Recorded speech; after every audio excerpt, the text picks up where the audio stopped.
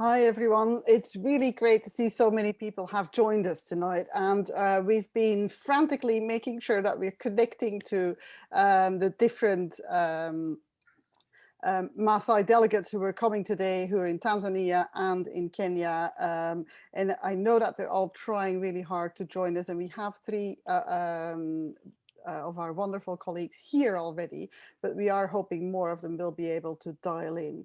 Now, the video that you'll see is a video that I made just to make sure that you have a little bit of images also, because this project has been a really, really importantly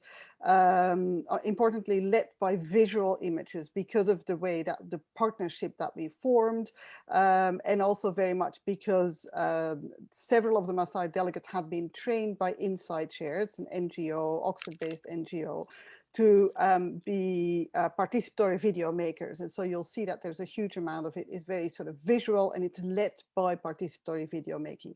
So I just wanted to introduce that the project to me has been a project that gives hope, direction, and grounding to our ambitions as museums to work with communities on redressing some of the colonial complicities that lie in our collections, and therefore also are in our displays and in the ways that we talk about objects. And I'm not even sure if we should speak about the work as a project, because projects sort of are very much they have this clear path of deliverables and outcomes and outputs and the main goals, and they're very concrete sort of deadlines that you work towards. Well, this project has been one that has been hugely iterative, and I think that from the conversation that will become very clear. But we just wanted to sort of tell you a little bit through that short video with a bit of images what the sort of trajectory has been chronologically, and then we'll take a conversation where I'll be asking several questions to our partners.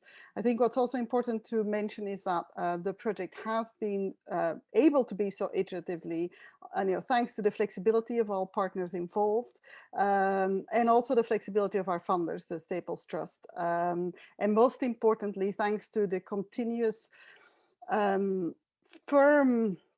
leadership of the Maasai for the project.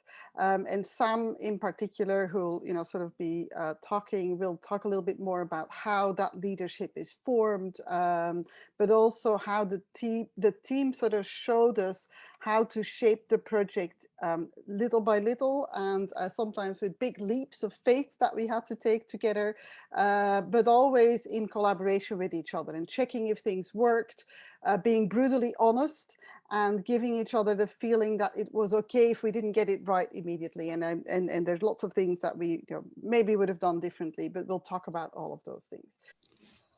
I'm Laura van Broekhoven, and I'm the director of the Pitt Rivers Museum, which is one of the 4 museums of the University of Oxford.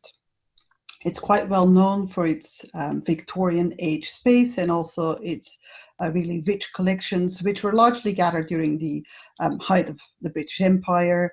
I was involved very closely in a project that we were going to talk about a little bit more today, which is called the Maasai Living Cultures Project. The project is a partnership project. We developed it with an Oxford-based participatory video making NGO that works with Indigenous people on self-representation to advocate for human rights, land rights, and now also cultural rights. And the project forms part of a program of work that the museum has developed over several decades, really, where we are working closely with communities, Indigenous peoples, people living in diaspora, to find better ways to care for the collections and tell more meaningful stories through more plural perspectives. Sometimes those conversations will also involve discussing whether objects need to return to their originating communities. Now, with regards to the Maasai Living Cultures project, after an initial visit by award-winning human rights activist, Tanzanian human rights activist, Samuel Nangiria in 2017, the museum received a video where Maasai traditional elders voiced their concerns on Maasai objects being in the UK without their consent, and about the interpretation being made on labels and the assumptions that were being made without any involvement of theirs.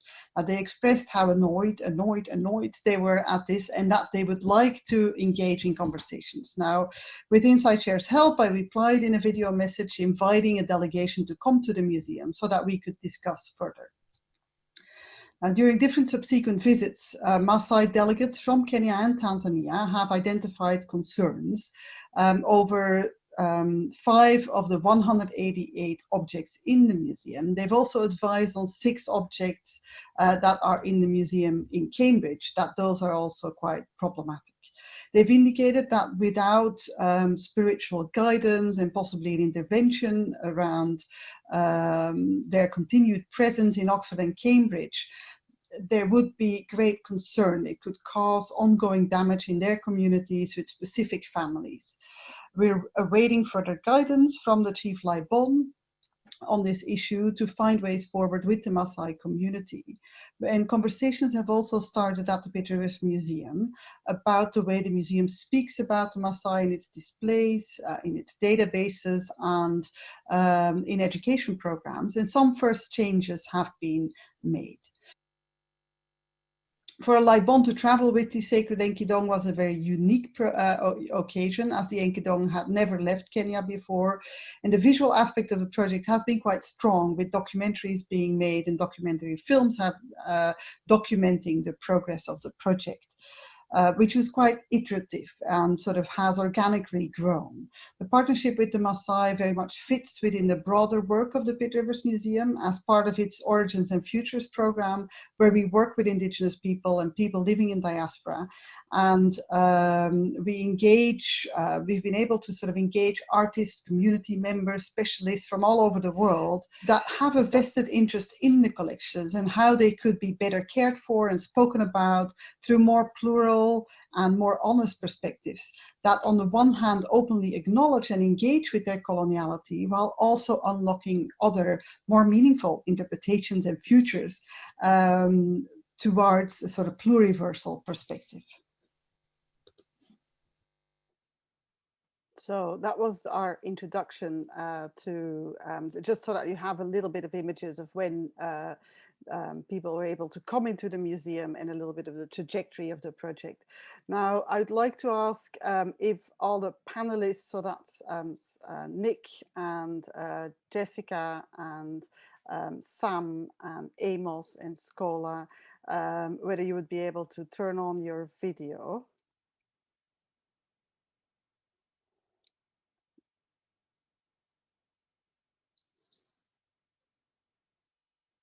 Yes, thank you. I'm not sure whether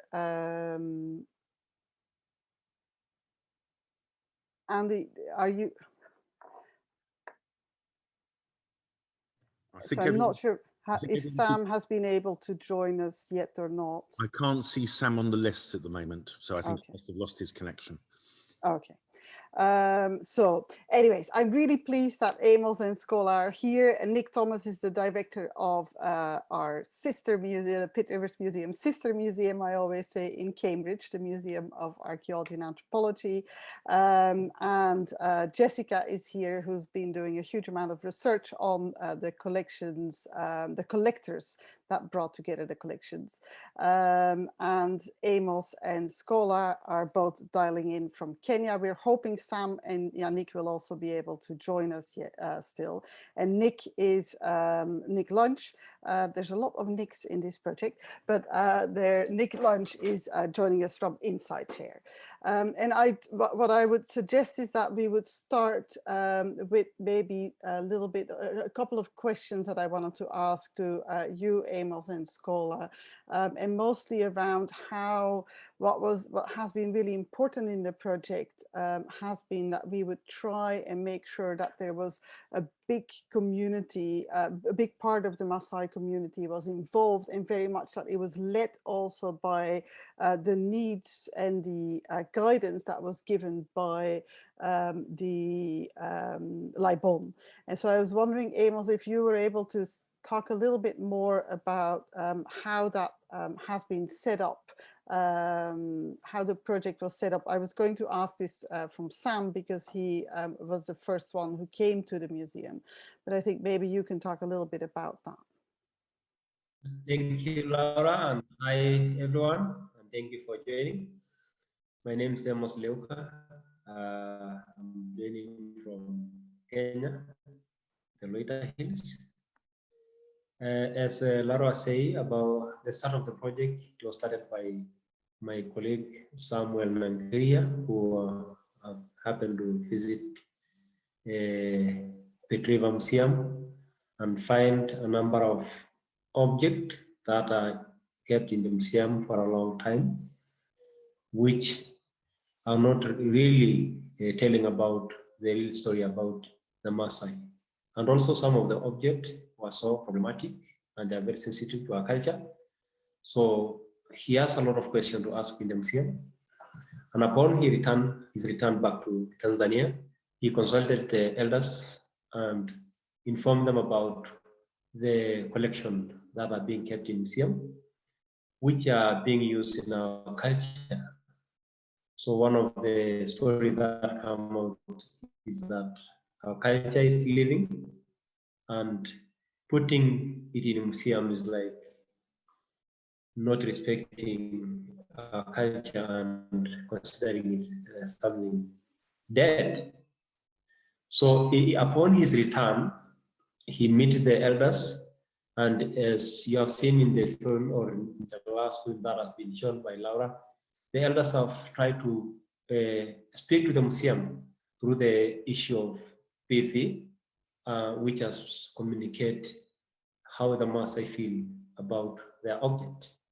And in that connection, there was a relationship which has been developed between the museum, and the Maasai community.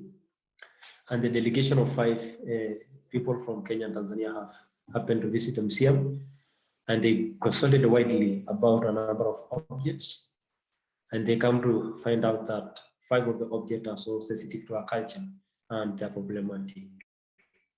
So upon that, they returned back, and we happened to join the movement to try and understand what objects are in the museum. And we consulted the chief librarian, who in that aspect have also consulted the traditional leadership of the Maasai, both in Kenya and Tanzania, where we hold a number of a forum with traditional leadership to discuss about the objects which are being kept in museum in UK. So in that case, another thing developed where we have to give the feedback of the chief librarian and the traditional leadership to the museum. So another delegation visited UK Museum in 2020, just early January. Over that period, we are also able to try and travel. I was among the members of the delegation, and I was also able to travel with the son of the chief librarian, Lamaron Laparit, of the objects and how they've been collected, and how many hands of the object are able to change up to where they're lying now. So in that aspect, we are able to trace using the sacred calabash in Kido, and the Lebanon was able to explain a number of objects and how they are connected with our culture and the way they have been taken from the communities, how many hands the object have changed from the owner to where it is lying now. And also we are able to visit the Cambridge Museum, Museum of Anthropology and Archaeology in Cambridge, and we are also able to find more objects of cultural importance. And in that, that's where we left the UK Museum, and now there is a new development of how can we start a reconciliation and healing process to make sure that the effect of colonialism will be redressed to bring healing to both Maasai families and the UK families who are affected in this process. Thank you. Thank you, Amos. So thank you for sort of outlining the different aspects that have been so important in, and Schola, I was wondering whether you could talk a little bit about, because you were with the first delegation who came, and I was wondering whether you might be able to talk a little bit about sort of your perspectives and your viewpoints. You at that time, so we first started the project as very much where, you know, so Sam, as Amos was saying, came to the museum because he had been invited by Inside Chair to be part of an indigenous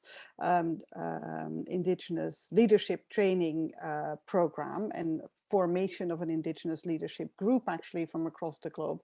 We had brought out certain objects, and he had immediately sort of said, "Ooh, I do not understand how these objects could have ended up here." And I was just wondering whether you could say something about once, you know, Sam had gone back, we had received the messages, the message from the elders, and we had invited you all to come here. I know that there were a number of elements that you had agreed across with each other, what you would like to discuss with us. Could you say something more about that?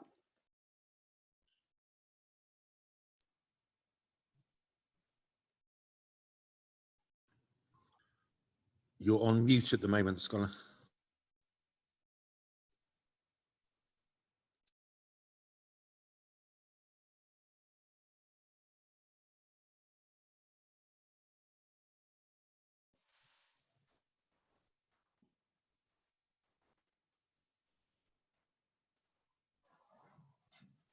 Yeah. Okay. Yeah, we can hear you. Yeah, my name is Kola. I'm from Kenya. Yeah, the journey of the living culture has been a long journey, but I can say that there is light ahead. Because since 2007 and 17, when Sam went there, he came with the news that there are some artifacts in the museums.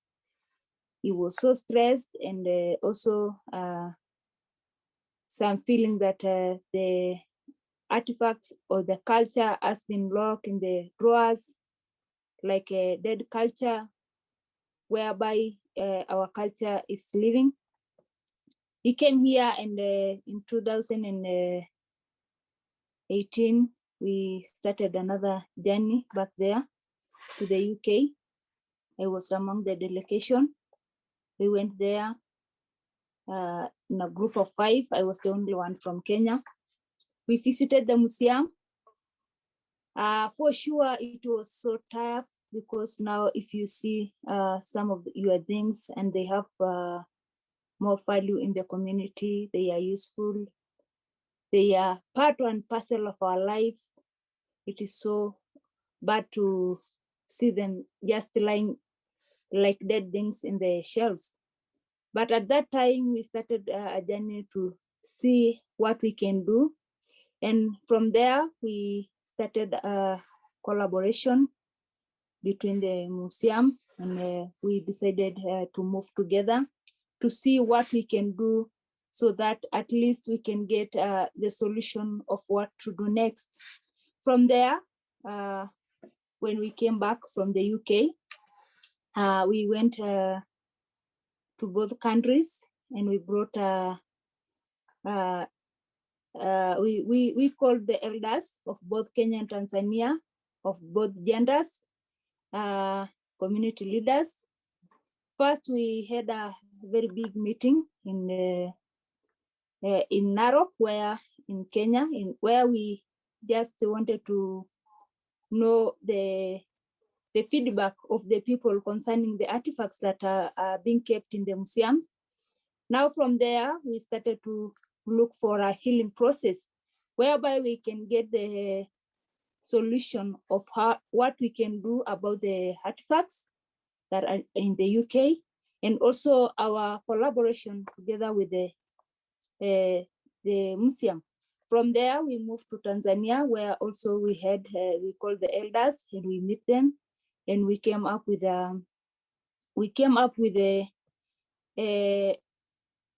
some of the solutions that the community leaders wanted to know, or to some of the questions they wanted to ask, and also some of the answers that we got from them from the question that we had. And from there, 2000, last year, the other delegation went back to the UK with the feedback from the both meetings from both Kenya and Tanzania from the elders.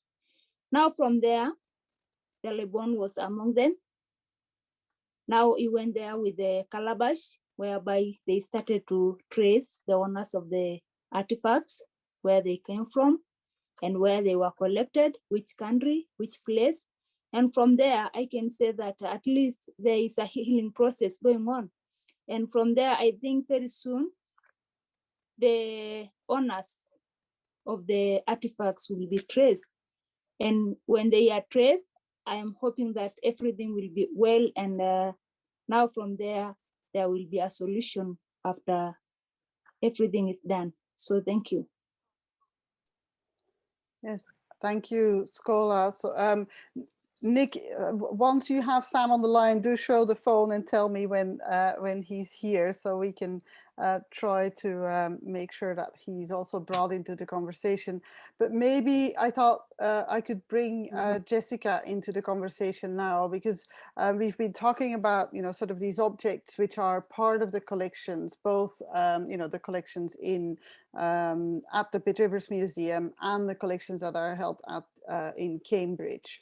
Of those collections, as Amos explained, there were 5 objects in the Pitt Rivers Museum that were, when the first delegation that Scola was part of was going through the collections, were identified as really problematic, and they were especially problematic because they were objects that were yeah, the artifacts, the 5 artifacts, and most of them, because we have gone through some of the artifacts, putting good illustration, because most of them had bad, I mean, they had bad titles they used, and also the names. So, and the use of the artifacts. So from there, we have just gone through most of them and put good use of them, and also to guide most of the people in the museum to put good labels on the artifacts and the use of them, because most of them were not good illustrated. Yeah, exactly. So there were sort of, the labels were wrong. And I think that was one of the things that, Sam is on the line, that Sam also flagged up immediately the first time that he came. He said, okay, I see all these words here that you have on your labels, which actually say that this object was collected, or it was, what does that mean? Were they just lying on the floor? That feels like this is incorrect. So he was not, it was on the one hand from a conceptually sort of saying, which is what Amos was also saying, these objects are here, sort of, they seem to represent us as a dead culture instead of as a living culture, and that is wrong, because that is just, we are very much a living culture. Plus also the words that you're using to describe them are wrong. Plus, some of these objects should never have been taken, because they would not, someone would never do away with them. So I'm hoping that Sam can talk about it. It's obviously a bit of a convoluted way, and we're using social media in all of the of the different facets. But thank you, Nick, for coming up with this solution. Shall we try? Yes, let's try this. So Sam is on the line on WhatsApp, and I'm just going to put the phone by the microphone. Unfortunately, he's not even able to follow the webinar. The connection is very poor. It keeps coming in and out, so he hasn't been able to hear what you've been saying so far. But if I can just help Sam to just kick off by asking you a question, Sam, what do you mean by living cultures? Thank you, Rick.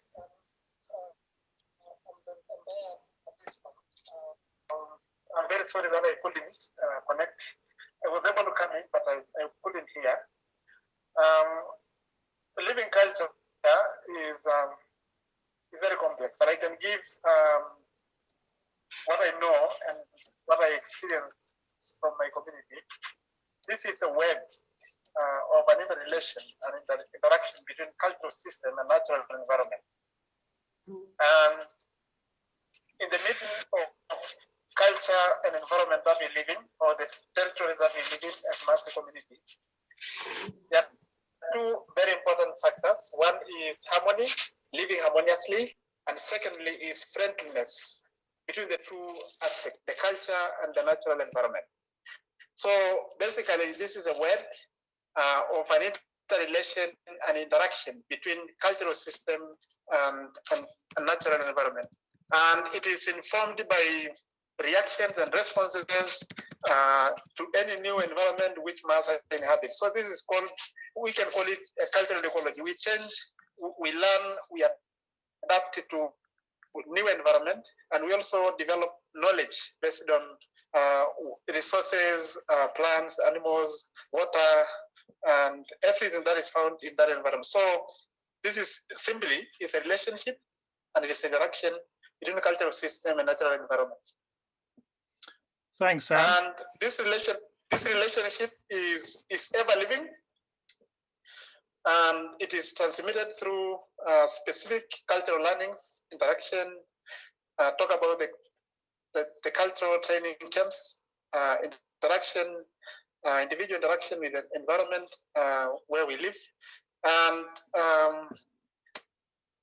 this is a sort of a very organized system where the generations have been able to learn more equally, and everyone feels that he has enough information, enough knowledge to take forward and to make sure that it is respected and appreciated in the community.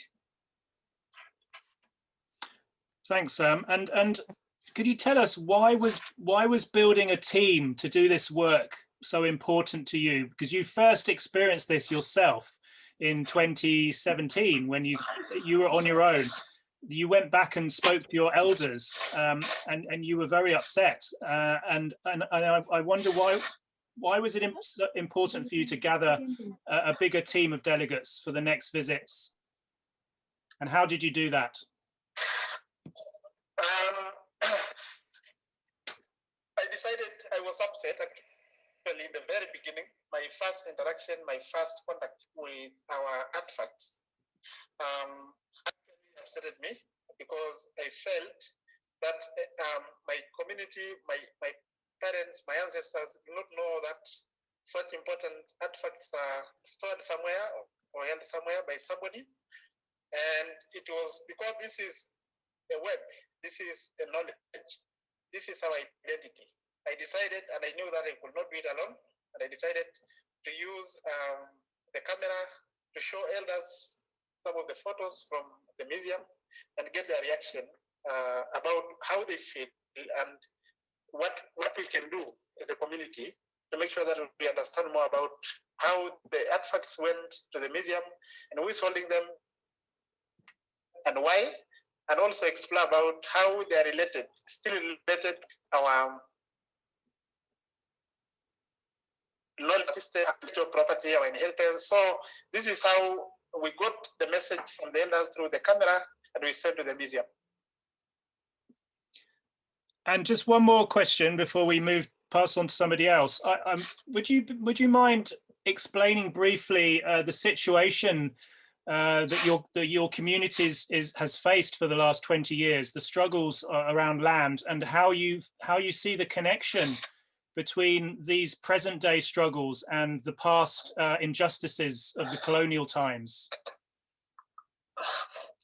My community for the last 20 years has been in the hardest time because we've been struggling to maintain, to keep our land, to keep our culture, to keep our identity.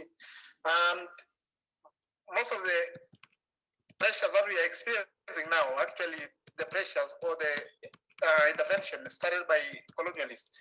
Just to mention a few, it's all about the land titling, scrambling of land, modern education, which replaces the traditional education, but also leadership, political leadership, that is putting my community into pieces. So it's been like replacing the traditional leadership. So this is to say, what you are struggling now with is actually a continuation of what was started by colonialism. So there is a lot of connection, and especially now that with when you see the artifacts, for instance, just to say,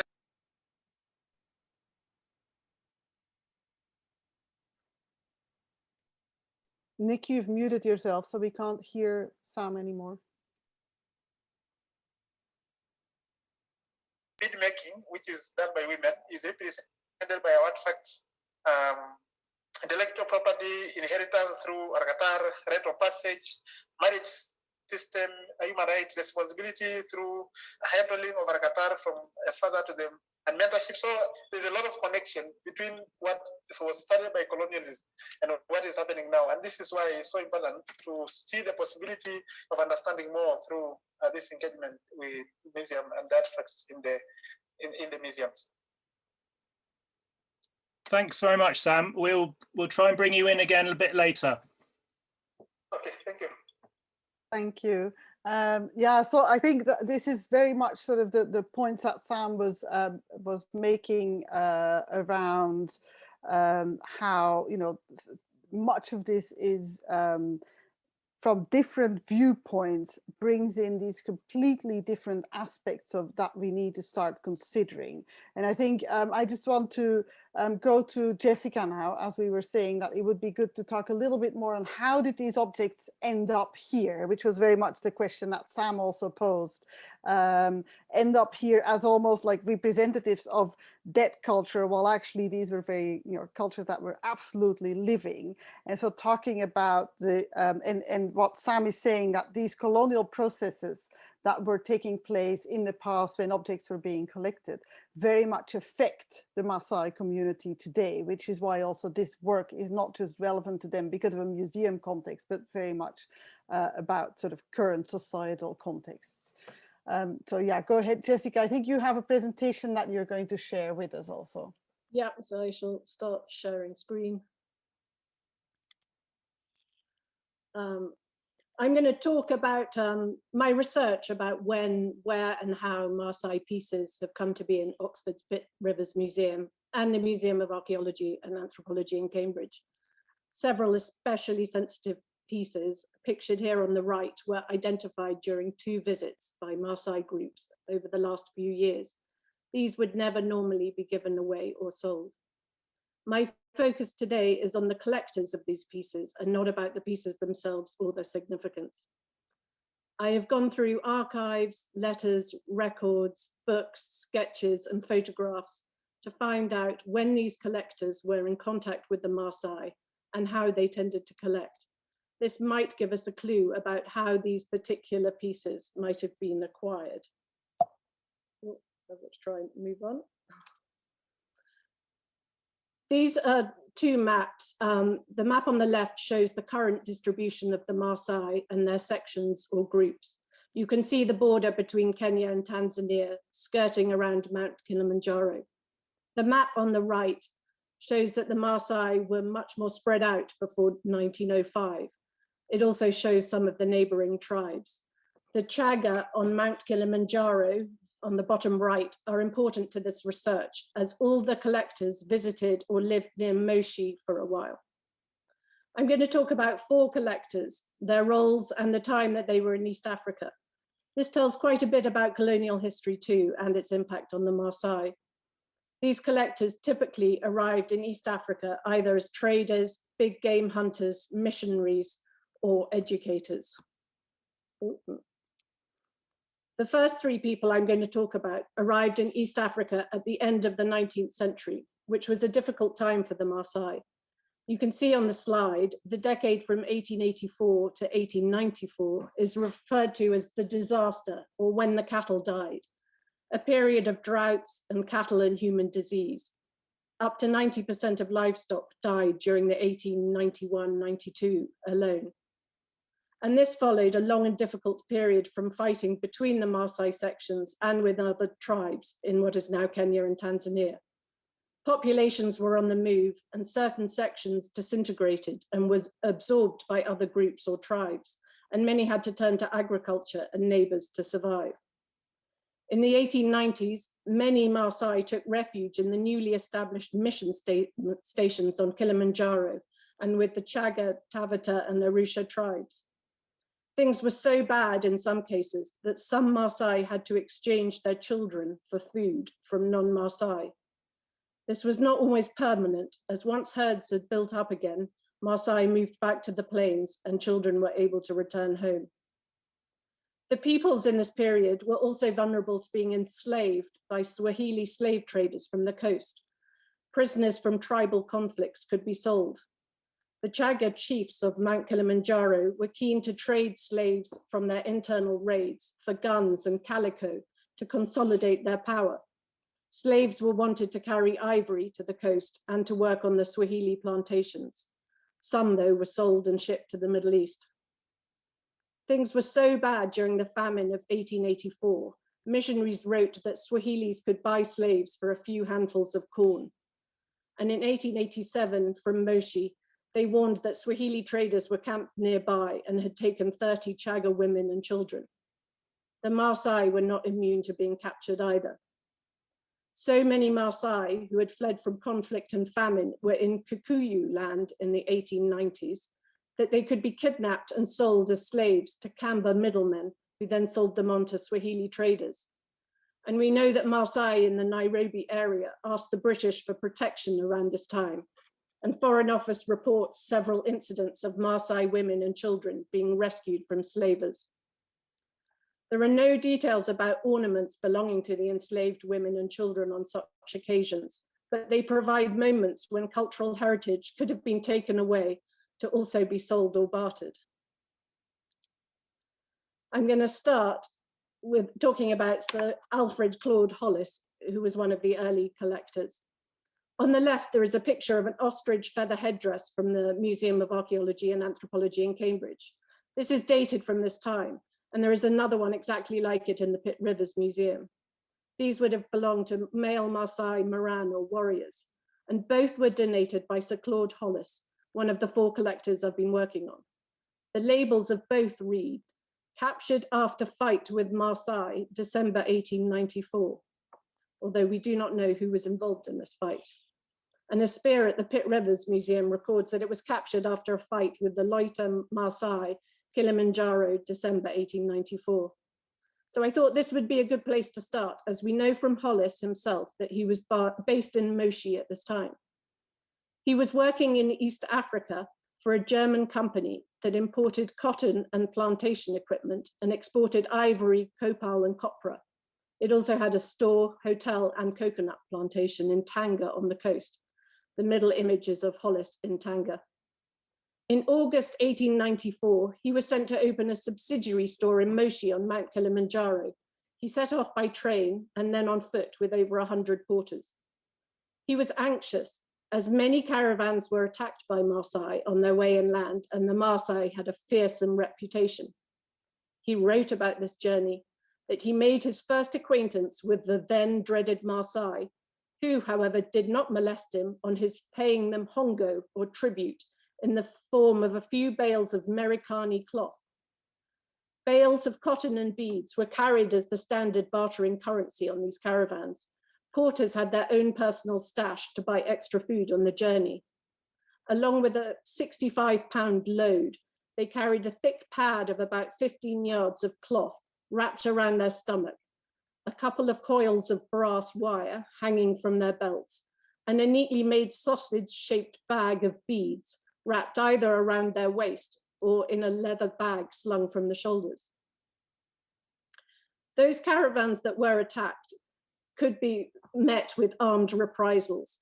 Moshi had been turned into a military post in 1890 to protect the caravans against slave raids, robberies, and the Maasai, as well as to extend German authority in the area.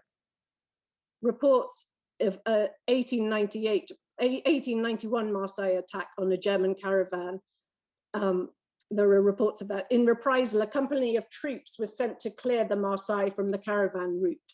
They reported meeting serious opposition with multiple casualties.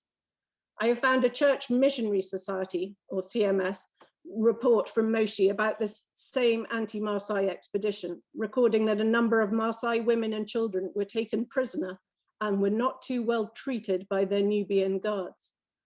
The Germans used Sudanese militias.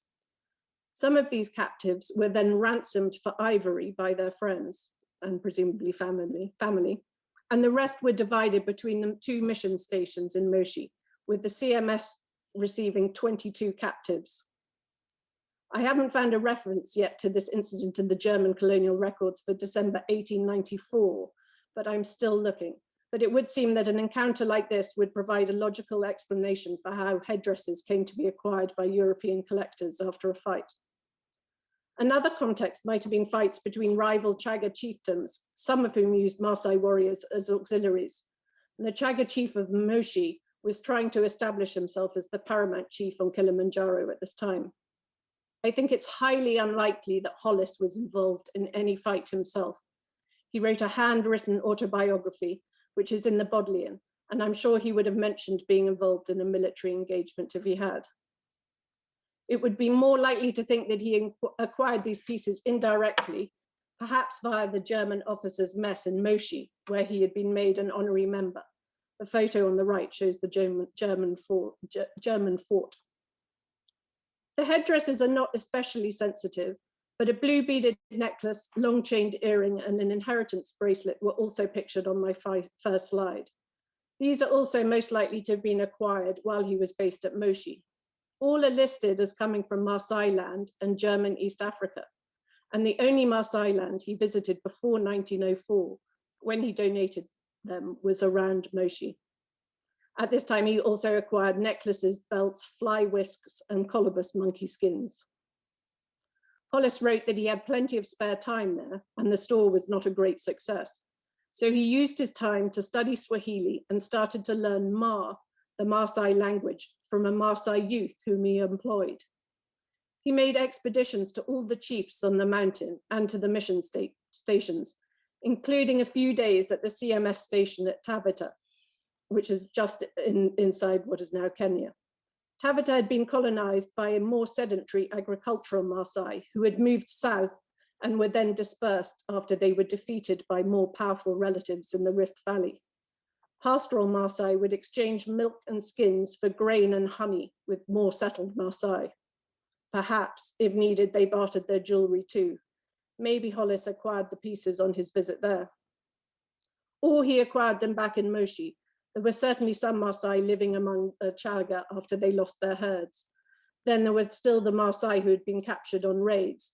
They might have still been at the Moshi mission station and have been prepared to part with their possessions, or perhaps they even left them behind. Like many Europeans at this time, Hollis didn't only collect ethnographic pieces, but made collections of fossils, beetles, and butterflies, some of which were given to the Natural History Museum. The only time Hollis writes about how he acquired a piece that I have found so far is in a short article in the anthropological magazine Man, pictured on the right, about a stone earhole distender that had been sold to him by a 14-year-old boy, probably at his house, and I assume while he was living in Nairobi. He writes elsewhere that he had daily conversations with Maasai and opportunities for studying them in Nairobi. He employed a Maasai at this time and took on Justin Lemenye, the first Maasai to have a Western education.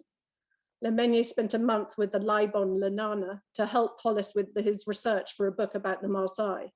Lenana is pictured in the photo on the bottom left. It was when Hollis visited Oxford to meet the Clarendon Press about his book that he donated the pieces to the Pitt Rivers Museum. Hollis was obviously very interested in Maasai culture, so might have borrowed, bought, or acquired these pieces somehow through Lemenye or Lenana. Another opportunity for Hollis to have acquired these pieces is from a tour with Frederick Jackson, who I will talk about next. His photo of the Maasai selling milk is from this trip to Baringo in 1902. But the fact that these pieces in the Pitt Rivers are not marked with East Africa Protectorate or British East Africa labels does suggest they come from the time that Hollis was based in Moshi. After Hollis is donated to the Pitt Rivers, he does play a part in Maasai history, which I just wanted to share. Whilst he was in England in 1904, the Maasai were relocated from the fertile central Rift Valley around Lake Naivasha. This was cleared to enable European settlement. and the Maasai were moved to the Laikipia Plateau in the north. This separated from the southern Maasai sections. However, when he was back in Kenya, Hollis did briefly become part of the story. He admitted that dividing the Maasai into 2 reserves had not been a success. The area of land in Laikipia was not large enough to accommodate their livestock, even after it had been increased in size twice. Furthermore, roads between the 2 reserves had been closed after a major outbreak of cattle disease. Laibon Lenana was keen to reunite the 2 sections, and the settlers were keen to get their hands on Laikipia now too. So Hollis was sent to survey a new area of 2 million acres to the southwest of the existing southern section. Hollis found it did not all have water, so he recommended installing irrigation. I thought this was interesting, as these Maasai reserves still impact the Maasai today. You can see that a map from 1904 proposing the 2 reserves with a very thin road connecting them. The next person I'm going to talk about is Sir Frederick Jackson. He arrived as a hunter in Africa before joining the colonial administration after a dip in family fortunes. He had also been involved in the Maasai moves and had fallen out with Sir Charles Eliot, the Commissioner of British East Africa at the time, over the relocations and the allocation of land to settlers. Jackson recognized the harm and problems that would arise from moving the Maasai from Naivasha and the Rift Valley to Laikipia. He wrote a stinging letter to the Foreign Office, which contributed to Eliot resigning over the matter. Jackson had been sent to demarcate the western border of the Laikipia Reserve. When it came to the removal of the Maasai from Laikipia to Loita and the Southern Reserve in 1912, he wrote, "I am thankful that I had nothing whatsoever to do with the negotiations that led to it or to the move itself." Jackson was appalled that the Foreign Office had been told that the Maasai were willing to relocate. In fact, Laiga Lishu, leader of the northern sections, had been clear that the tribe did not want to move, but would only do so if they really had to. I want to rewind a bit. Jackson first came into contact with the Maasai on a hunting trip to the Kilimanjaro region in 1886 to 87. He camped at Taveta, but wrote in his book, Early Days in East Africa, that his first contact only came after 5 months. It was a peaceful meeting with a group of warriors. After a nervous approach, they all shook hands, and the warriors then managed to track down and kill a wildebeest that he had wounded. For the next 3 weeks, he had visitors to his camp almost daily. He writes that he had initially dreaded meeting them because of their reputation, but that no one could have been more friendly than they were from start to finish. He wondered if the Swahili caravans spread rumors about how dangerous the Maasai were to deter European traders from taking over the interior. Jackson was invited back to a Maasai manyatta. There he met a group of both young and old. He shook hands with everyone. The girls liked looking through his binoculars and were astonished by the nails in his boots. He gave them a present of 3 pounds of mixed beads and some iron chain. He does not note if he was given anything in return. Later on, and this is time in what is now Kenya, he was in charge of the Eldoma Ravine Station.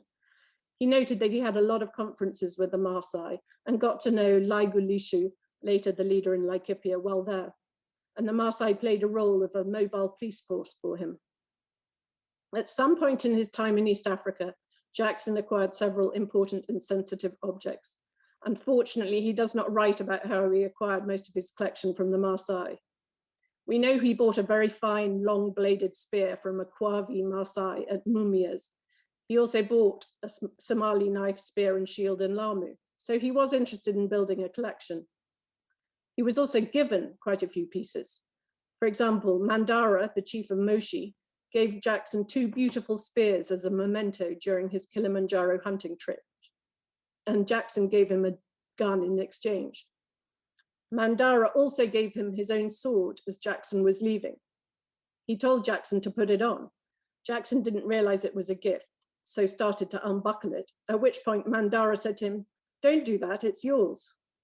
Jackson writes, "And that is how I became possessed of a sultan's sword, and I value it all the more from the regal manner in which he presented it." He was also given a broad-bladed spear that was shorter and thinner than a normal Maasai spear by the cook who had survived the notorious killing of the missionary Horton in 1886. We also know that he persuaded people to part with pieces. For example, when he visited Miriali, Mandara's son-in-law, another chief of the Chaga, he was given 2 very fine spears as a gift. However, he wanted Mandara's earring, which he knew about from a book illustration and which he could see that Miriali was wearing. So he instructed his interpreter to gently hint that nothing would please Jackson so much as the gift of that very earring. This did work the other way too. Mandara had his eye on Jackson's 28-bore walking stick gun, and Jackson promised to give it to him before he left for his hunting trip, and I assume he did so in due course. Jackson ended up with a very successful colonial career, ending up as governor of Uganda. The sensitive pieces that Jackson collected are some inheritance bracelets that are passed from father to son, and they are in the Arkananth Museum in Cambridge. We don't know much about how his collection came to the UK, except that the pieces first appear in the Ipswich Museum and from there end up in the Pitt Rivers and in Cambridge. I'm still trying to find out more. He also collected a large number of bird specimens, many of which were given to the Natural History Museum. The next collector is the Reverend William Ernest Taylor, who is a missionary based in both of what is now Tanzania and Kenya. He moved between mission stations quite a bit, but was mainly on the coast, where the majority of stations were at this time. It is not easy always working out where he was and when. Taylor was highly regarded as a Swahili scholar, although he learnt other tribal languages too. And 100 years after his death, he was still remembered by some old Swahili families in Mombasa as Bwana Taylor. He had partly finished a medical degree before he left for Africa, and he was valued for the medical work he did at the missions. Sometimes he would see more than 50 patients in one day. As he was normally on the coast, I think it's most likely he acquired the Maasai pieces when he was based at the CMS station at Moshi for 6 months in 1888. He wrote of his time there that I had opportunities not only of increasing my collection, but of observing the country and people. And the little sketch on the right is something he made at that time. He made a journey to Arusha, and perhaps he met and traded with some Maasai on the journey there, or in Moshi itself. In December 1888, he wrote in letters that the Maasai always come to tell the chief of Moshi, Mandara, their plans before raiding the region between Moshi and the coast. One of the sensitive pieces he collected was this iskira, pictured in the middle. And it was among the pieces sold to the Pitt Rivers Museum after his death in 1927 by his wife. And he collected these before he was married to her, so she didn't give much information. I'm trying to learn more about Taylor's time in East Africa. There is a diary in existence, but I have not been able to consult it yet. The last person I'll talk about is Phoebe Summers, who was in Kenya and Tanzania much later in the 1950s and 60s. She was a teacher and inspector of schools and spent quite a bit of time in Machame, 10 miles from Moshi on Mount Kilimanjaro. She was often sketching and painting the Maasai whom she saw, frequently from a bus between Moshi and Arusha or Nairobi, or at a bus stop or market. Interactions with the Maasai make appearances in her letters and bulletins home, as well as in her drawings. She included details of how she bought and persuaded people to sell their possessions. On the right, you can see a letter she wrote in 1955. She tells of how she haggled with a Maasai elder to buy his rungu, or club, from him at a bus stop in Kajiado. He wanted 10 shillings for it, but she said, "Not on your life," and eventually bought it for 4 shillings. In 1966, when driving to Kikarok in Maasai land to go on safari, she wrote, "We had some amusing interludes on the way there with the Maasai. I got out of the car on several occasions and talked them into bartering their snuff boxes and necklaces with me. They were rather surprised, but very pleasant, and I succeeded 6 times, having got 3 of each." She might have bartered for the Maasai pieces rather than paying cash, as she refers to carrying disprin so that she could barter with the Maasai in another letter. Phoebe's collection was donated to the Pitt Rivers by her sister after Phoebe had died. Yet again, the accession documents do not give detailed information, and we do not even know if the Surutia earrings that you can see in the slide are from Kenya or Tanzania. So this is a brief overview of some of the things that I'm working on. Having worked through lots of letters, reports from the Church Missionary Society, books written by some of the people that I have spoken about, it is clear there are lots of gaps in the information. And I'm not sure whether I'll be able to find out more about how these particular pieces were acquired, although I do still have some more material to go through. I'm also going to look at other collectors and how they acquired pieces, though the ones I have spoken about today are the most significant ones, given the sensitivity of some of the individual pieces. It was amazing to hear about this from the Maasai perspective during the visit in February last year, and to witness the Libon uses in Kidong to explain how each was acquired. I hope we will hear more about this today or in future webinars, but thank you for allowing me to present my early research. And I'm now going to hand back to Laura. Thank you, Jessica. And it was really good to sort of see, this wonderful summary of how some of these things were taken, the context within which they were taken.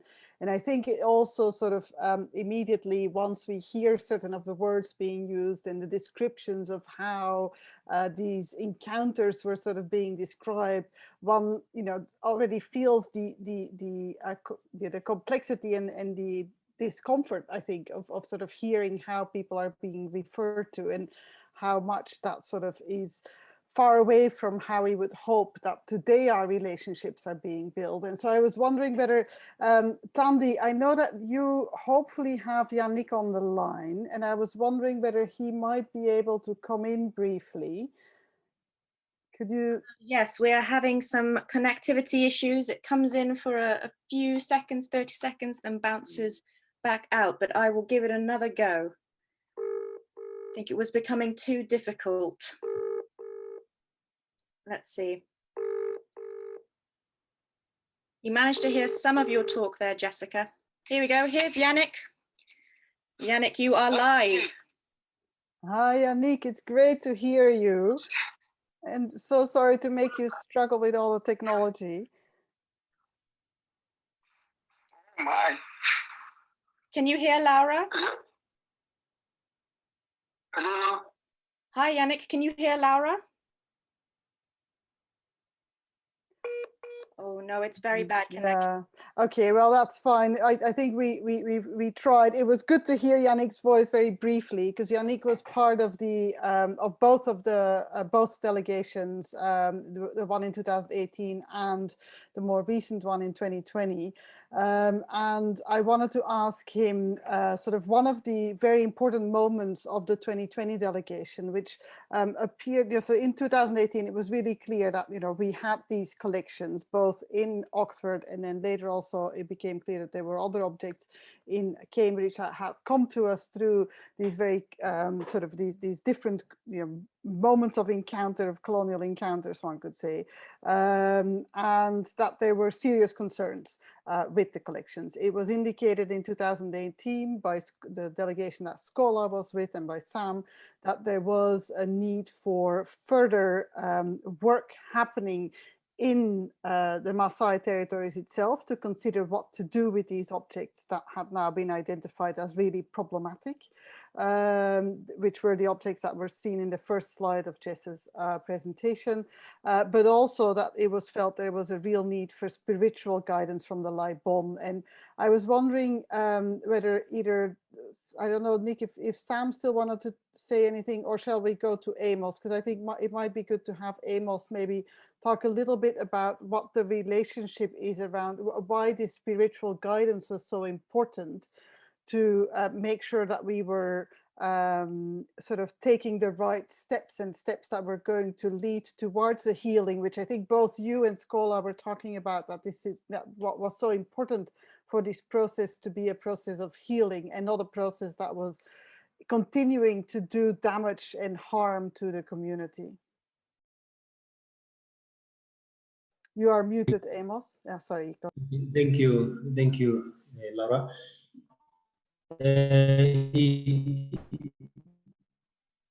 When we prepare our visit to UK, the first thing we did with his son, and the message we go with is that I need a peaceful reconciliation. I don't want to start something that will bring damage to my community. And he stressed very clearly that if the process is not going to be healing, and I don't want to put my community at my time to another problem where they have gone through. So in his spiritual guidance, he has always been focusing on that. And he said that if this process will be honored the way it has been started, then we are seeing that this process will be one of its kind. It will be a different process that is very unique, and the approach is really bringing peace, reconciliation, and healing to both Maasai family and the UK family. In the visit, we share our finding, including a video to him in a group of the delegation. And when we ask him about the family, he said that he don't want to disclose any information to the family until there is confirmation that we are going to bring a real commitment to this process. If the museum are committed to ensuring that this process will be holistic and true to bring healing, they are going to contact the family. So at the moment as I'm speaking, given that we don't have that authority to release the information to the families are not yet informed of what happened, but he traced the families and find that there are those one who still remember their loved one, and there are those families who are still traceable, and there are those families which are really in problem as a result of that. So he said that he don't want to go and start wound. He want to see give the community a new relationship with the Britain family, a new beginning with the people who have been the colonizer of the Maasai people and also the people in East Africa. So that is why the spiritual guidance is very key in this. The other thing, what makes him so much important in this process, in our traditional society, the Maasai people is the lead person in ensuring that all the ritual, all the cultural practices, he guides them in both Kenya and Tanzania Maasai. So he advised through the Council of Traditional Leadership, so that if you say this process is not okay for the community, then the Council of Leaders will always make sure that this process is not okay and we are not going to be party to this process. So what they are going to follow is his guidance. So the chief liaison or the spiritual leader is so much important in this process because he started it and he is so much keen to see this process completed. He said that he wanted finished in his lifetime. Over to you, Laura. Yes, thank you, Amos. And I think that has been sort of a really important thread throughout the project, where on the one hand, we are working with delegates from the different, from different parts of the Maasai territories, both from Kenya and Tanzania. And at the same time, we're doing a lot of work there in Kenya and Tanzania, having meetings with communities, but also very regularly going to the chief Laibon. And for those who don't know about what the Laibon's sort of function is in society, I was wondering, I don't know, Scola, if you have a possibility to explain a little bit what Laibon, how the Laibon spiritual knowledge, how it works for Maasai. So what I started to notice from everything that you were telling us is that on the one hand, there is very well-established traditional leadership process which actually asks for all of you to go through almost 50 years of training to become a senior elder and to have the seniority to actually be able to participate in different aspects of ceremonial life, but also in the political establishing of a political leadership. And then there's also the spiritual leadership from the Laibon. And I think that was a really important sort of matrix of advice that we were being given, during the process of the project. Schola, are you able to come in and talk a little bit more about that? You are right. You are right, Laura. Laura, just to add a bit of what you mentioned, it is just very clear that the Lebon, where the HZ are being formed, and that make the leadership of the community, and also inform the transfer, the accumulation of knowledge and wisdom, and transfer from one generation to the other.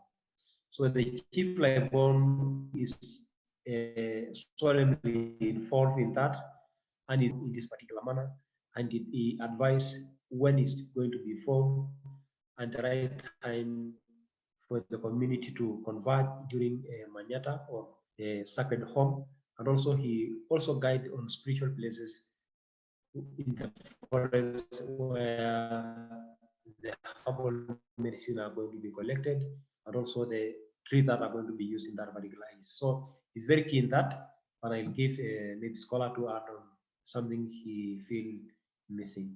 Thank you, and over to you. Yeah, okay, just to add a few things concerning the Chief Lebon.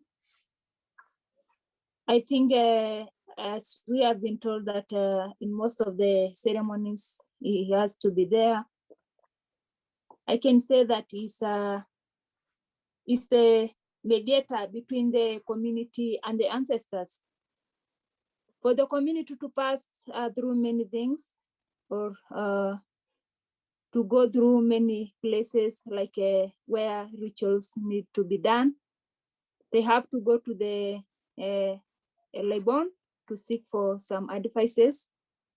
For instance, where we have just heard about the Manyata, the cultural village, for some groups to graduate from young elders to be the elders, or from Moranship to become young elders, they have to go to their cultural villages, whereby the Lebon is the one to go and help them to start the Manyata, and from there, he will help them to pass through many rituals through his guidance, and also the guidance of the elders. Through many learnings, they learn through the elders. And from there, now they graduate to become young elders. And also, in many cases, if there is anything the community need to know, maybe even in the times of drought, in the times of disasters, the elders have to go there to consult the Lebon, so that it can also stand between them and the ancestors, or also to the gods, so that they can get the answers of what is going on, what is the solution of the disasters, what is the solution of the problem that they are facing at that time.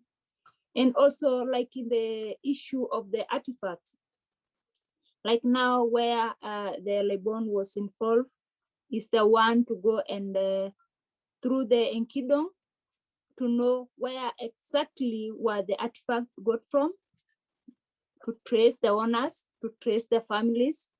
And from there is the one to go and talk to the families when the time will come, because it is a very heavy thing. Because just imagine if somebody will come and tell you that to remind you of somebody who was just passed many years ago, he will be reminding you of something that you have forgotten, you don't have it in memory. It is very tough. So he has some knowledge. He has got some knowledge on how to tackle things from different perspectives, different angles to make them fit in as it is supposed. Instead of bringing more destruction, he will just handle them peacefully in a manner that he will just put everything in position in a smooth way, whereby it will not affect anybody or anything at that time. So I can say that Alaibon is just somebody that have been given great knowledge to handle things in different ways that not everybody will just handle as he can. Thank you. Thank you, Scola and Amos, for explaining that more to us and to our audience, I think also. And I was just, so in 2020, when the Laibon's son, who's a Laibon in training, the chief Laibon's son, who's a Laibon in training, Laibon Lemaron, joined us, who's the son of Laibon Mokombo, who's a chief Laibon. He was able to, through this, the sacred calabash to the Enkidong, do a reading of the objects that Jessica was showing. He also went to Cambridge, and I want to come to you, Nick Thomas, on how to maybe describe a little bit what the impact was of the delegation coming to Cambridge. And obviously you've had quite a bit of projects. I mean, we know that you've had several projects where you've worked with Indigenous leadership and Indigenous communities around collections that are in Cambridge. So I wanted to sort of see whether you could maybe sort of talk a little bit more about some of those projects, but also how the visit went and what kind of new layers of information that brought to the museum. Thank you, Laura. And there are a lot of people here, so I feel I should be very brief. Maybe I could just start by echoing things you said at the very start about the identity of the Museum of Archaeology and Anthropology.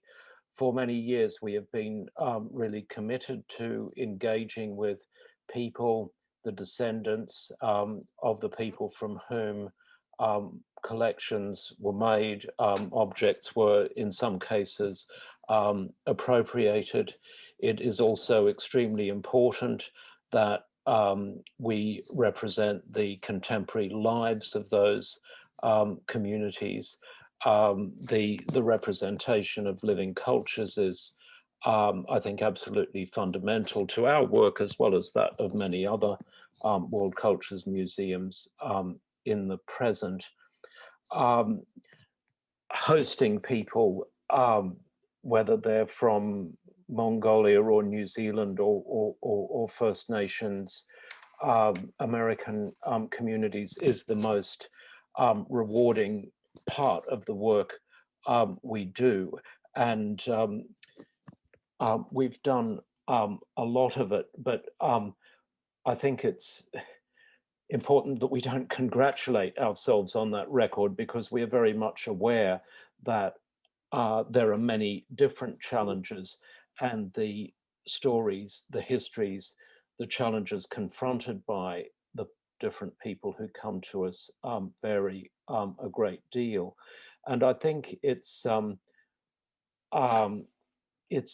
reasonable to say that the visit we were honored to receive from Amos and Sam and Scholar and others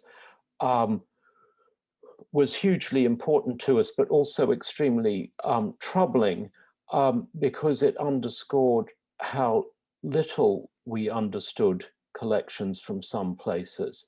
It underscored our ignorance about material that we had the responsibility of caring for. And of course, caring for collections is not just physical care, it's about making sure that material is properly known, understood, that its significance is communicated. So that I think it was troubling. Our Maasai colleagues were shocked by what they found, but we were shocked to find what we had. That was a challenging set of discoveries for us, but I think a really important set of revelations that has to lead to a process of further engagement and research.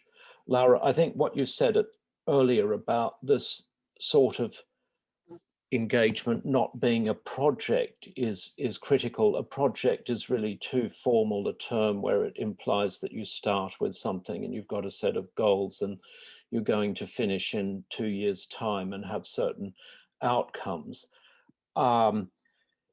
These processes are organic, and we do not know where they will lead. But it's hugely important to the museum that we deal with this history and see where they do lead. I think I should stop there, because I know other people have things to contribute, and maybe other participants want to raise questions. But my last point would just be that research is really important. We really need to understand the interactions between communities, indigenous groups, colonial agents, including those who made collections, who appropriated material, who bought material, who were given material. We need to understand those more deeply. It was really fascinating to hear the research that Jessica reported. Just let me add as a postscript that some of the material in Cambridge was collected by Thomas Buckley, who was a big game hunter and also a zoologist. And so far, I think we've really struggled to understand exactly when he was where, how he came by the material that was later given by his widow to the museum, and what engagements lie behind that. So there is certainly very much more work to be done. Thank you. Thank you, Nick. And I think that gives us sort of beautiful bridge maybe to our Q&A session, because there's several questions there that are quite, that are very much sort of, sort of asking questions about what are the next steps, what are the, how,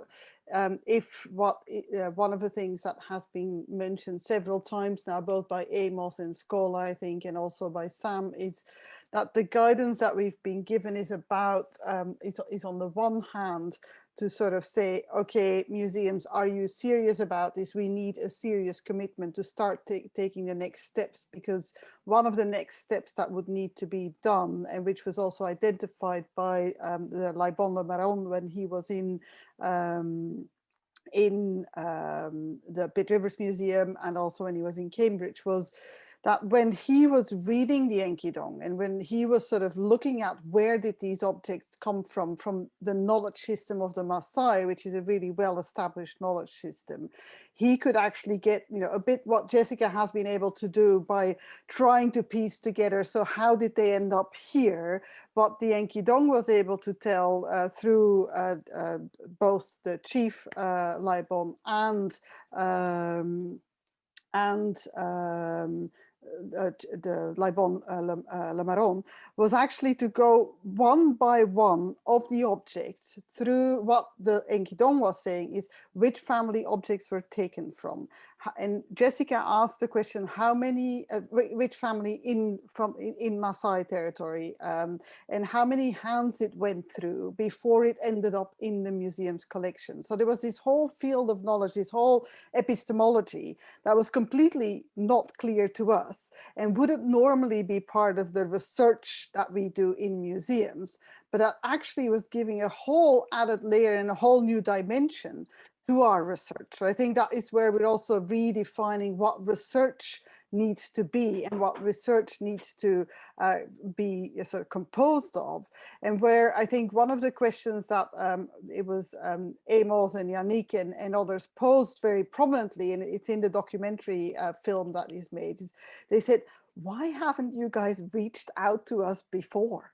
We know about these objects. We're a living culture. How is it that only 100 years later you're reaching out to us? And that's, I think, a very powerful moment in the film is when you actually say, yes, we apologize that we haven't. It's you know, it's just ludicrous that we haven't done this before, because it's in bringing together these different knowledge systems that actually will be able to do the work of reconciliation and redress. And I think that was what also came really prominently out of the conversations that we were having. It is also the bit that has been asked of us, is to see whether we could trace the individual family members, both here in the UK, of people who are involved in the taking of the objects. So that is one of the things that Jessica and Tandy are actually trying to do now for some of the objects that are in the Pitt Rivers Museum collections.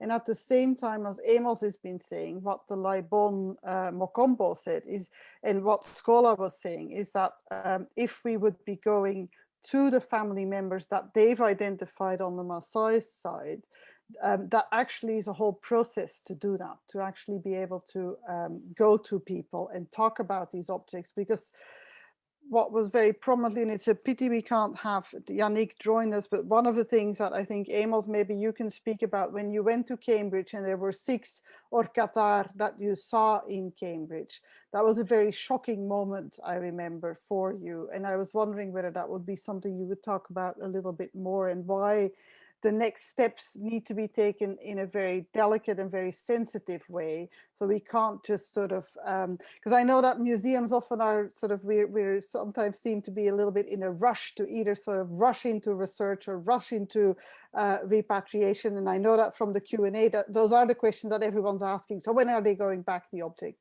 But I think what we've been doing is trying to make sure that we're getting the right guidance so that we're doing the right next steps and not just rushing into something without considering all the different dimensions of reconciliation and redress that need to happen. So Amos, I was wondering whether you could talk a little bit about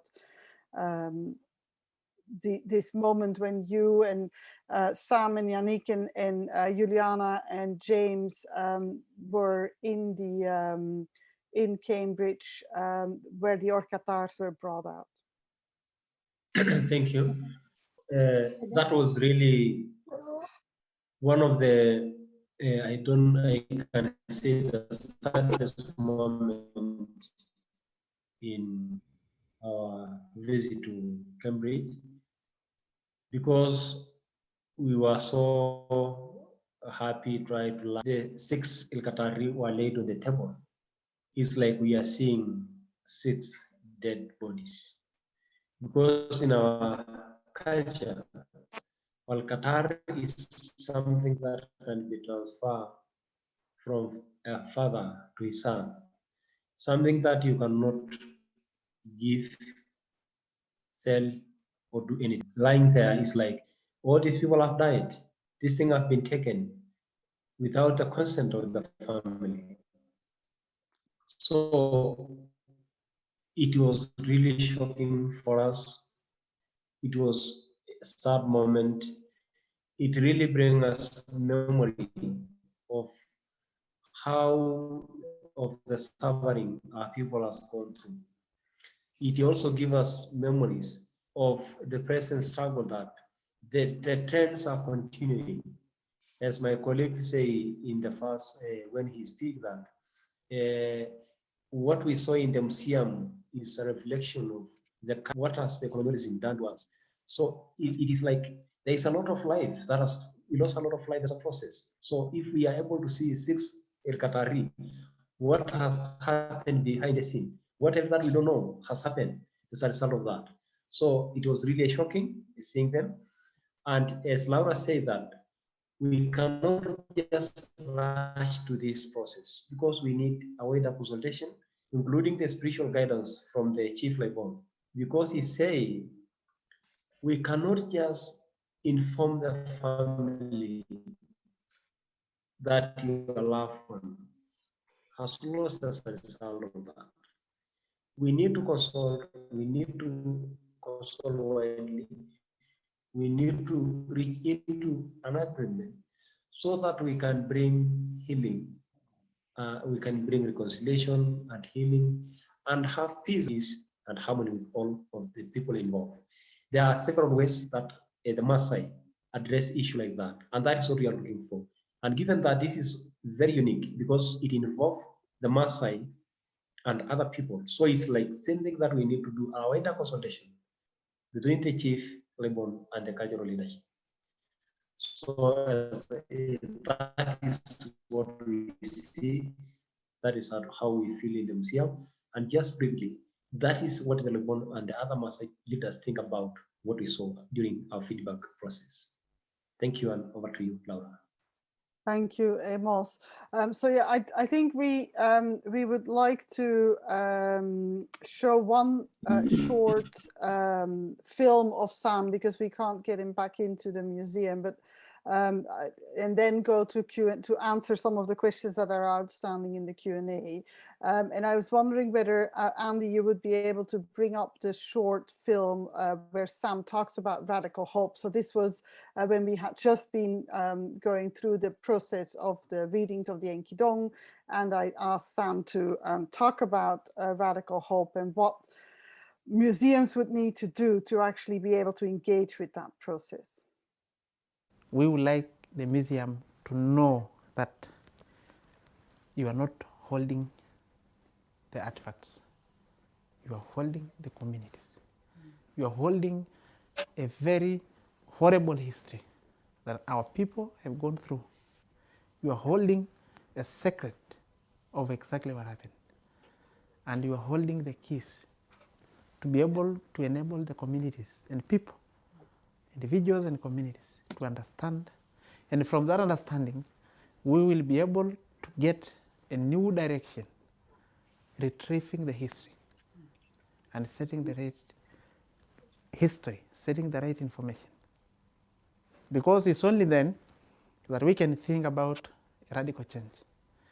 Unless we learn, unless we understand, unless the museum is ready to compromise some of its establishing principle, to be a place of people, to be not to be a place of artifacts, like to be a home of people, to understand the people, to understand the feeling, to understand the emotion, to understand part of history, what we've gone through as a people. If we need to get radical change, it's actually the museum has to decolonize its practices. The museum has to be not for science alone, but for humanity. We've been feeling emotional. We've been going through radical kind of vibration in our hearts when we see this object. These objects, you see objects, we see our parents, we see our ancestors. It's an opportunity that we can retrieve the history, and history will help us confront the current struggles.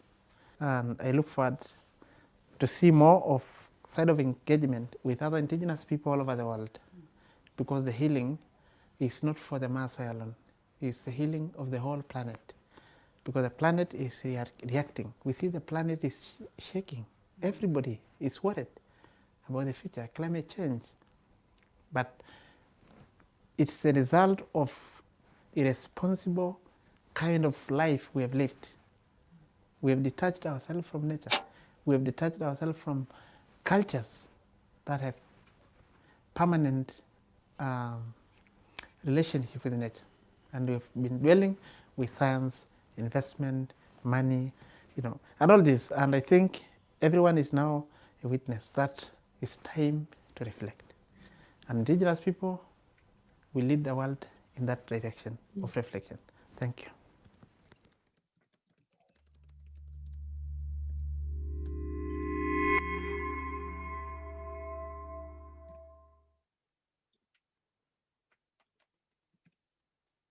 Thank you. So I think that's where we wanted to end the presentation or our conversation with, and we wanted to start going into And I'm seeing that a lot of people felt that it was very moving. And I think that is also how it was for us. And I think the whole project has been a very moving project for everyone involved. It's also a difficult project where lots of negotiation needs to happen, and there's things that we can do and there's things that we can't do.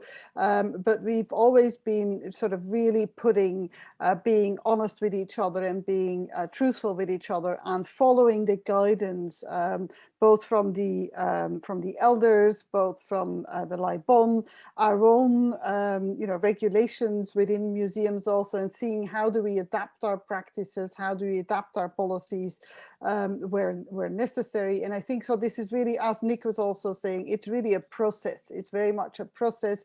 It's building a relationship, ensuring that we feel that we can trust each other has been extremely important. And also making space for that other epistemology, that other way of being, that other way of knowing, which for such a long time we've sort of not centered sufficiently, and seeing how it's all connected, I think, is what, Sam, in these 5 minutes that he spoke, and this was just one take and it was done, which was quite remarkable, was really quite powerful.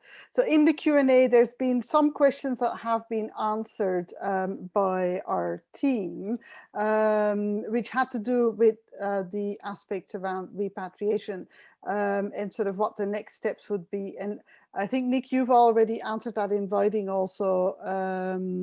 I think we've talked about it a little bit, but I'm happy for us to talk a little bit more.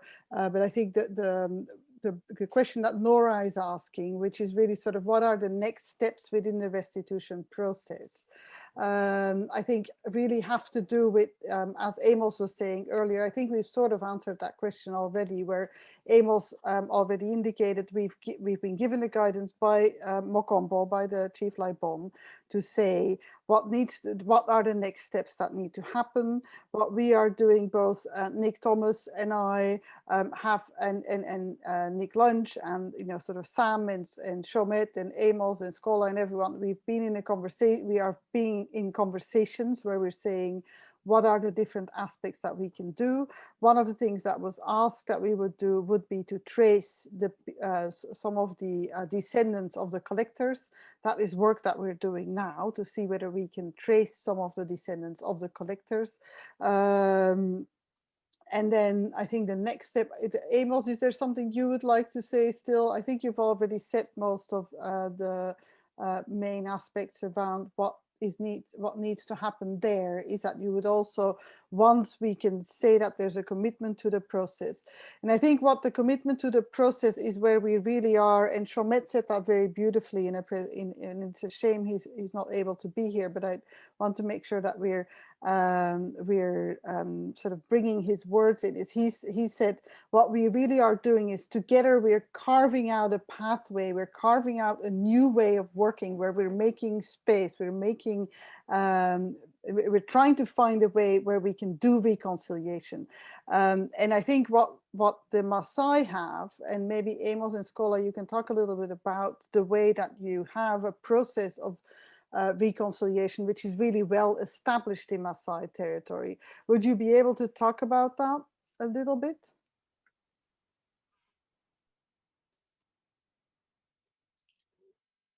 Yes, Laura, I can briefly talk about this process. It is called Ngro, which is normally when somebody kills another one, it's a way of cleansing the family and bringing the reconciliation to the two families.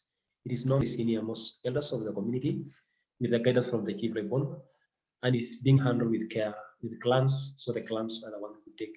And it's a very, very sorrowful process that is being handled with care, that if something goes wrong in the process, it will be a curse for the two families forever. So it has to be taken with a lot of care. There is a way of, it's really a long process. The 49 cows are paid, but the 49 cows has a symbol, they have a meaning, because it just literally there are 40 cows which are being given from the clan.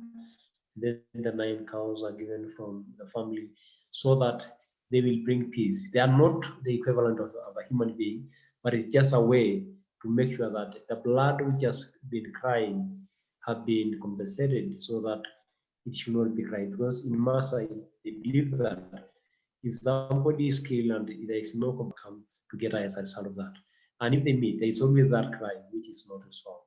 So the healing process in Maasai is done in that process of rock, which is being handled by very wise men under the guidance of the leadership and the senior most elders who are really informed of what has happened in the past. So it is really a very, very strong way of bringing peace and bringing reconciliation and healing to the world, how this can be done. And in relation to the process we have just started, why Makombo and the Maasai leadership really want a wider consolidation. This process now is involved two different communities, because the Maasai families and the British families. So it's something that we need to have a wider understanding. And Mokombo say, I cannot claim the Maasai families and leave the British family unclaimed, because in that aspect we have not made peace. So why the commitment is required? If there is that commitment from the directors or the representative of the museum, which are considered representative of the British family, can come together, can also research the descendants of the family who have been dwelling in Kenya and Tanzania, then in that aspect, there have to be a consultation, because we cannot just, the Mokombo say, we cannot just make a decision on our own until we bring them, the UK people come to Kenya, we do wider consultation. That is the time when we can say, after consulting the Sacred Calabash, which is in Kingdom, after consulting the traditional leadership, after meeting the British family, this is now the right way. This is how we can do. This is how we can approach this matter. Thank you. Thank you, Amos. And Scholar, did you want to come in still? Yeah, I think the process of reconciliation has been told clearly by Amos. I think I don't have much to add on, because it is clear, he has elaborated clearly.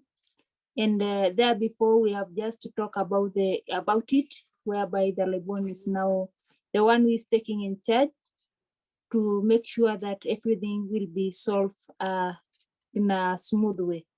Yeah. Thank you. Yeah. So for those who are asking, so does that mean the objects would be going back? That is part of the next steps, is to sort of look at, just to just briefly talk about the object coming back. It is part of the consultation, because returning back the object, we have to see how we can receive that object. It's just not returning. We have to return. We have to make sure that there's a process that object can go through. Because if you return or Qatar, for example, it is returning that a member of the family to the community. So how can that one be received? So it is really a very wider engagement that need a wider consultation from both the Chief Lebon and the Maasai traditional leadership, and also the museum. Given after that, that's when we have to find other logistics which are involved in terms of documentation, in terms of legal perspective. So it is a long process. Thank you. Yeah, thank you, Amos. Thank you for explaining that so clearly. Nick Thomas, would you also be able to come in on that? Nick Lunch, yeah, I can see. Yeah, I just want to say that Shomet has been with us since the beginning. I've just seen a chat from him, but we can't see him. So he's listening in, he can hear us. Oh, Is can there we any try way that to we can give a voice to Shomet in these last few minutes? Yes, Shomet, would you be able to try and see if we can hear you? I can't even see him in the list of participants, so I'm a bit confused. Yeah, if we know where he is in the participants, then we can invite him to speak. But yeah, I'm just having a quick look through if I can. No. Okay, let me carry on, and I will ask him if he can tell me what his username is. Okay, wait, I can see, yes, I can see. I think it's the person who has their hand up, which says Tandy Wilson, because he's coming as Tandy. Would you be able to bring him in? Talking permitted. Yes, Shomet, we should be able to hear you. You just need to unmute. Hello? Hello? Yes, we can hear you. Wow. That's great. How are you, Shomet? Oh, great. I've been following the whole discussion from the where to go.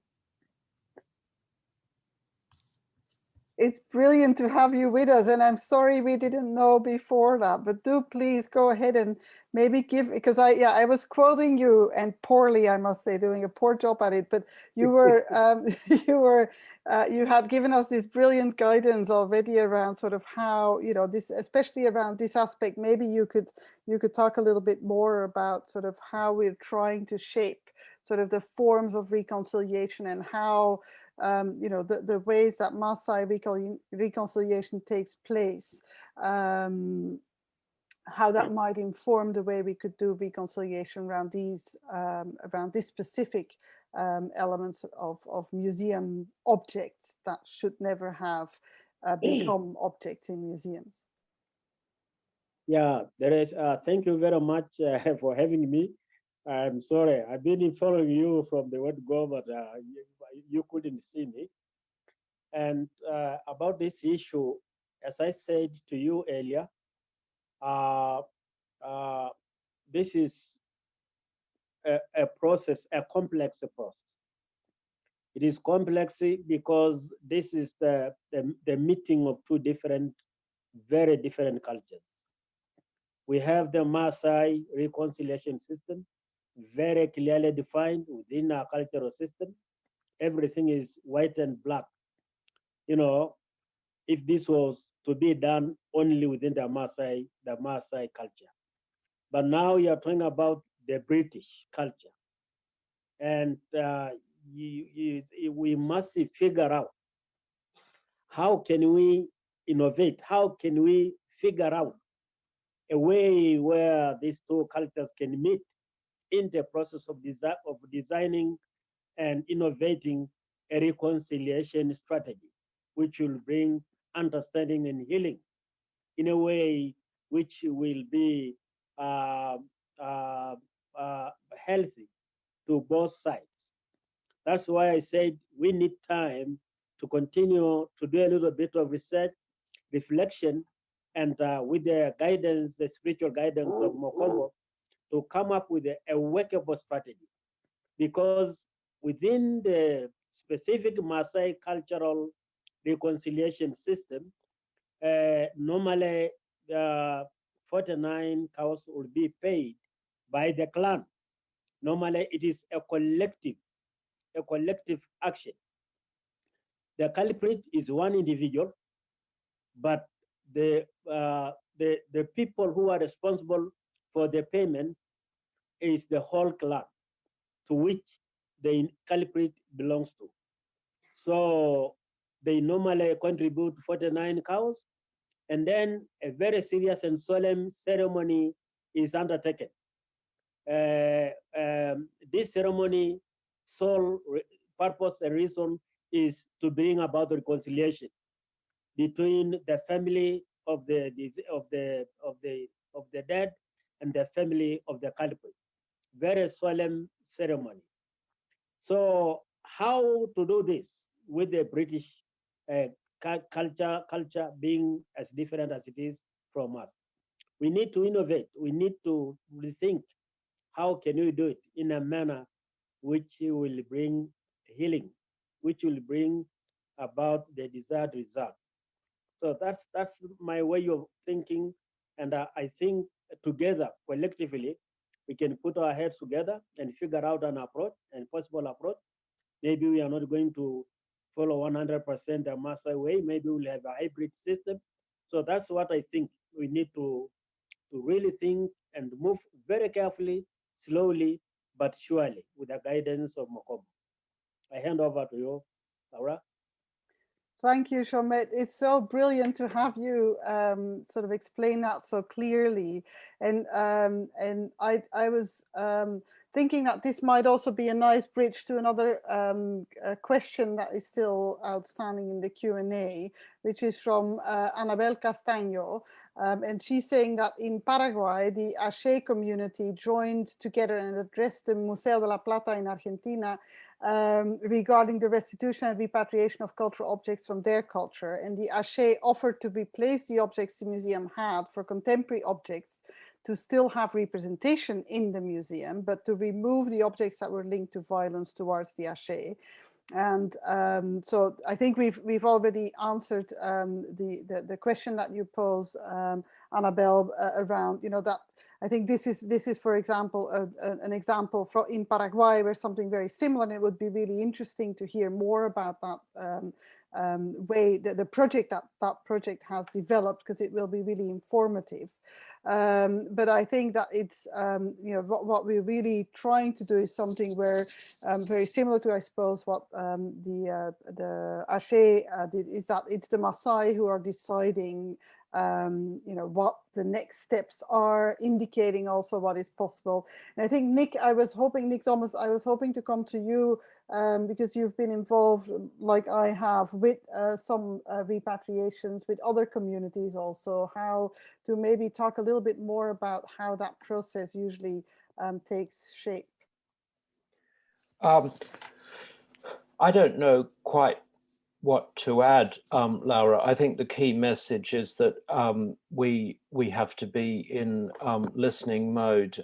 We want to take time to hear from Maasai, to think through the right approaches, especially because it may well be the case that some sort of hybrid ceremony is more practical, more possible than what would conform most closely to a customary model. I think it's also perhaps important for us to involve, you know, wider constituencies. I mean, we're both have, I think, the privilege of working in university museums, which means that we can perhaps experiment in ways that people in national museums can't. It also means that we have another community that we're accountable for, and that's the students. And one of the sort of welcome dimensions of the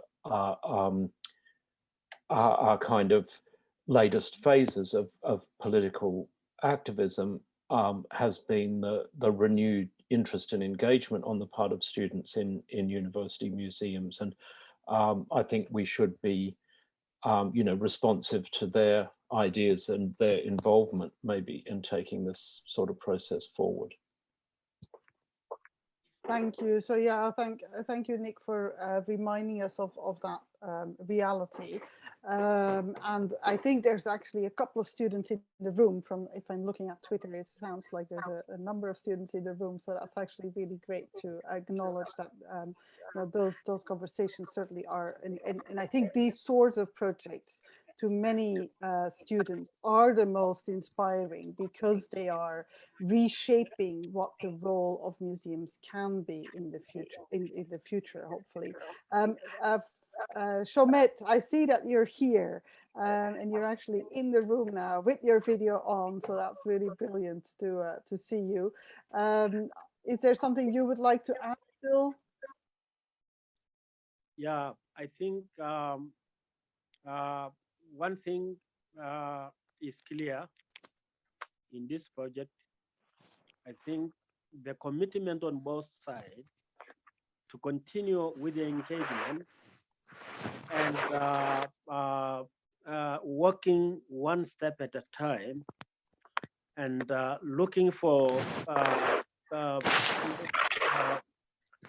new ideas and seeking guidance from Mokombo, so that at the end of the day, we come to a situation whereby we have a workable strategy. Because a workable strategy, in my opinion, is one which will lead to one, mutual trust, mutual understanding, and mutual commitment, and which will generate a lesson as a case study for other indigenous people, because we are not the only ones. It's not the Maasai who have their artifacts sitting in various British museums, but there are other indigenous people in Africa who have a lot of their artifacts sitting in the museums. So this, if you like, should be a case study and a model or a prototype kind of a project, which will generate understanding, information of how to bring about actually reconciliation and redress of historical injustices without a fight, and making sure that we consult each other, we interrogate every step we take, if it will lead us to the desired result.